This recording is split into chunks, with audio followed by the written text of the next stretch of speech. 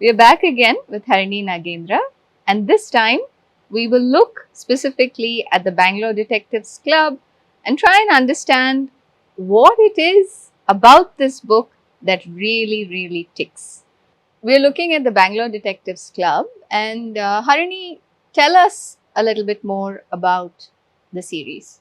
Sure. So it's a series set in 1920s Bangalore. It's a mystery series where Kaveri is the main protagonist. She's a 19-year-old, just got married, moved to Bangalore, young woman who wants to study, married into a sort of a high society family where her husband's a busy doctor, and she's feeling a little bit at odds. And she stumbles across a body in the Century Club and gets pulled into solving a mystery where her sense of order. She loves math. She likes putting order to the world. Her sense of science. She looks at fingerprinting, and she helps solve this mystery, right? And she works with a very supportive cast, which is Uma Auntie, her gossipy backdoor neighbor, Inspector Ismail, who's been helping her a lot, and Ramu, who is a very supportive husband.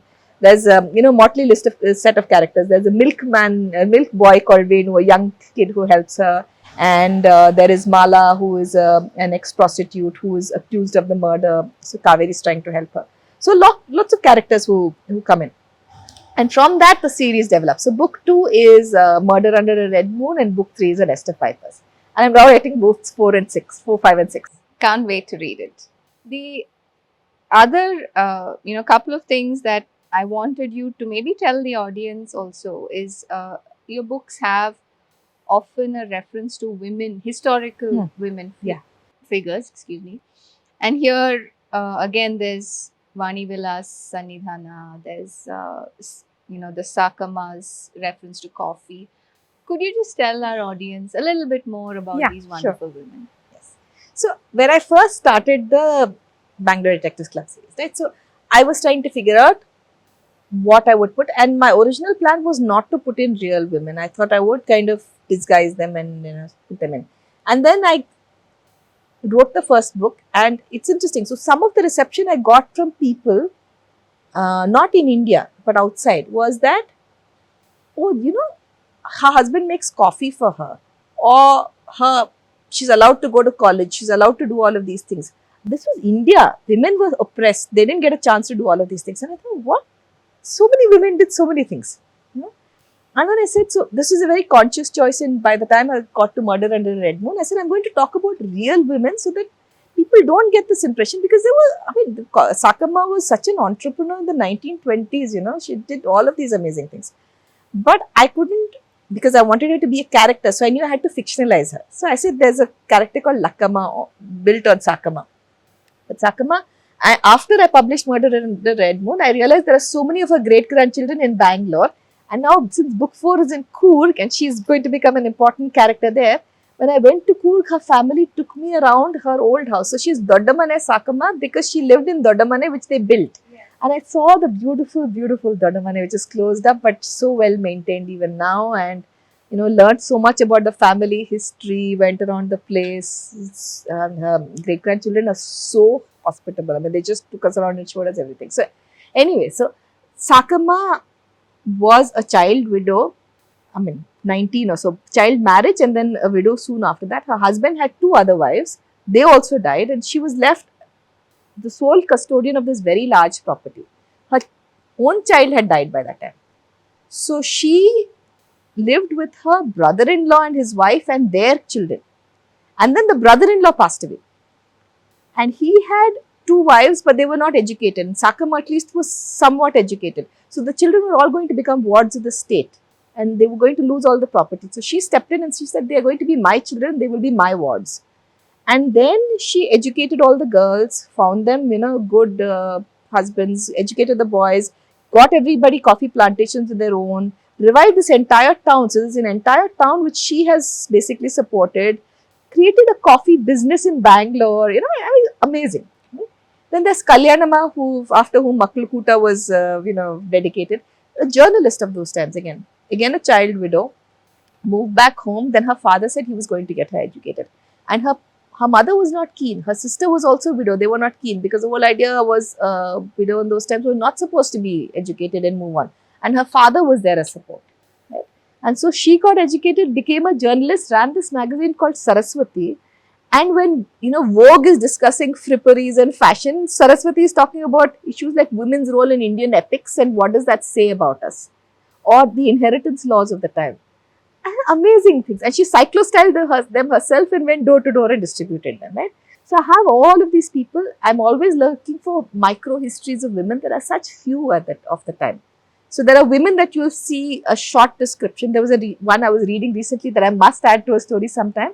So she was from a Brahmin household and was a widow again, came back home to live with her parents, very strict parents, and fell in love with a Christian priest and escaped through a window and married him.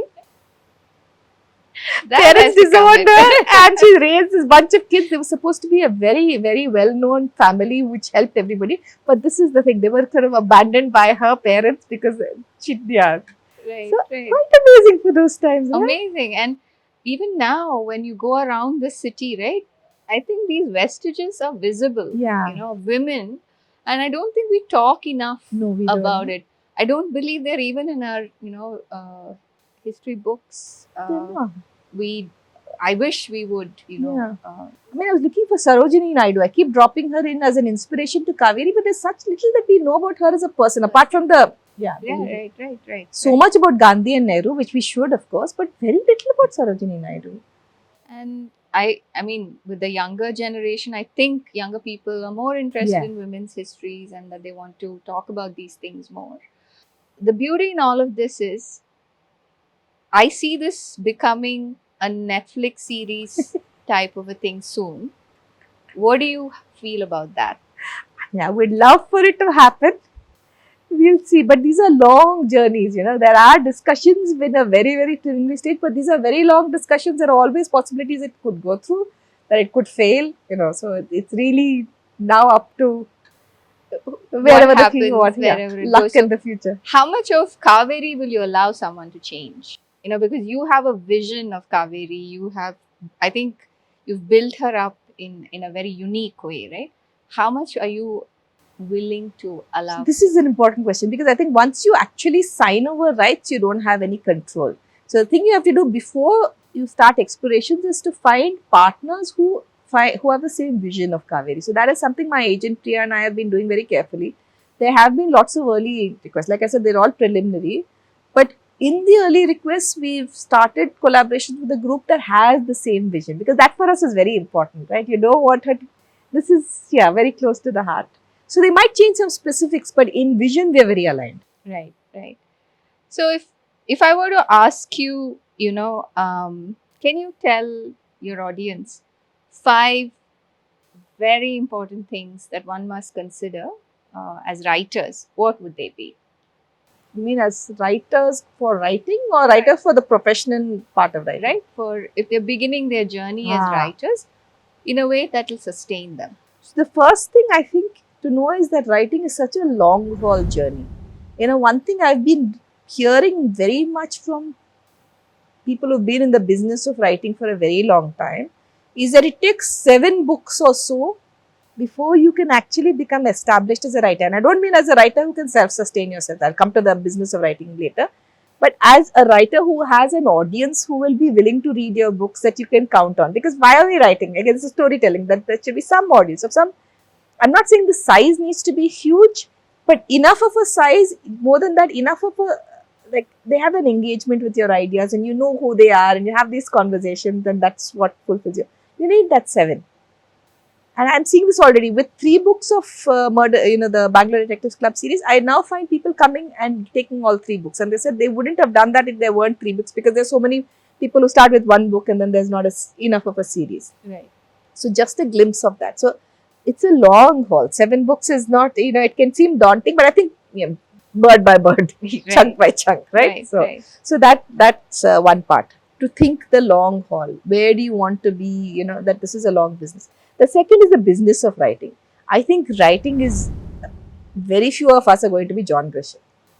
This is not something that is going and to... And that's you saying. Yeah. Who's already very accomplished. It's not going to economically sustain you. Unless you, hit it very lucky. It's nice to have, it's a little additional income. It's really not a big addition. It's definitely not something that can sustain you. Yeah.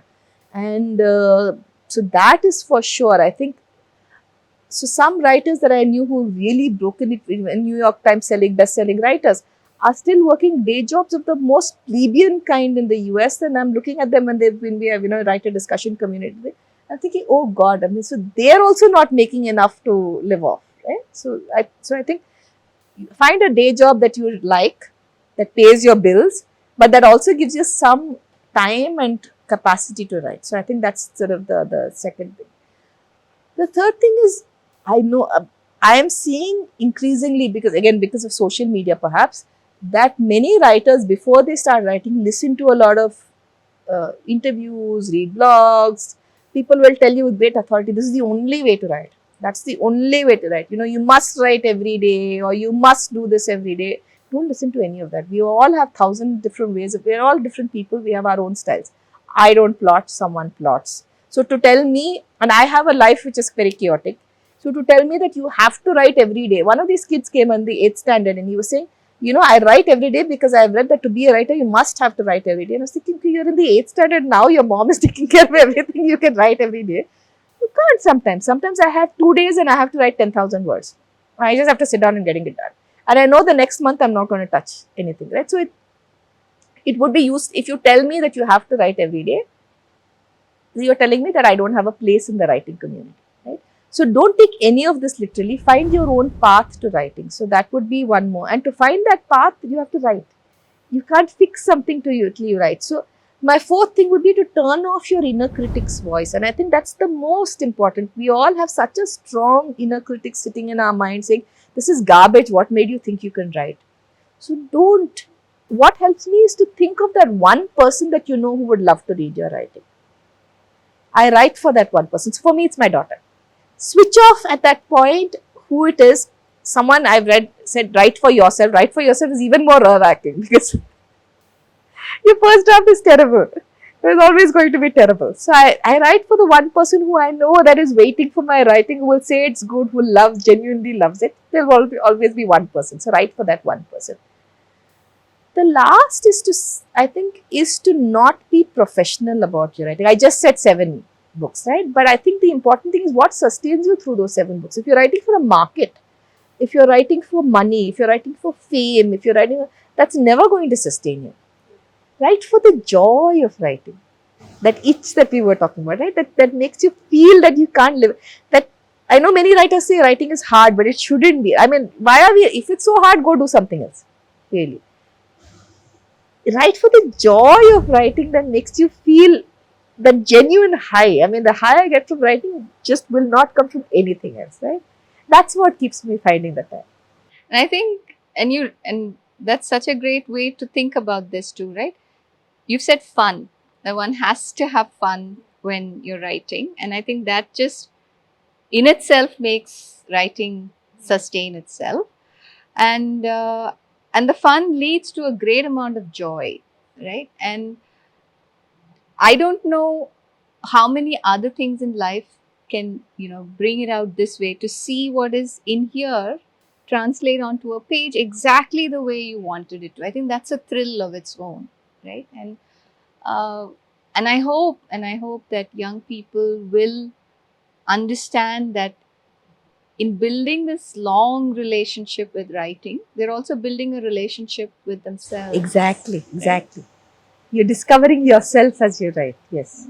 It's been so wonderful to have you with us, Harini. And I mean, our students are lucky to have you here and come and talk to you, I think, anytime that both of you can make time. But for a larger audience, I hope figuring out Harini's writing process and how she gets to writing not just fiction, but non-fiction, even scientific material, will help you think through your own writing process and get better at it. That brings us to the end of this episode, and we'll see you again in the next one.